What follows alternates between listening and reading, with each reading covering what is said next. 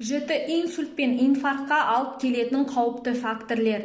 Ол темекі шегу, сосын алкогольді ішімдіктерді ішу, дұрыс тамақтанбау, яғни физикалық активтіліктің төмен болуы, сонымен қатар күйзелістің болуы, артық салмақтың болуы, қан құрамында қант мөлшерінің жоғарылауы, холестерин мөлшерінің жоғарылауы, сосын осы спортпен егер науқас белсенділігі өте төмен болса, жұмысына байланысты және тағы басқа.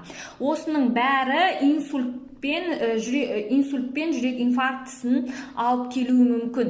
Сіз өзіңіздің өміріңізді ұзартып, осындай аурулардан зардап шекпеу үшін бірінші өзіңіздің күнделікті өмір сүру әдеттеріңізді өзгеруіңіз керек, өмір сүру әдеттеріңізді өзгерту керек.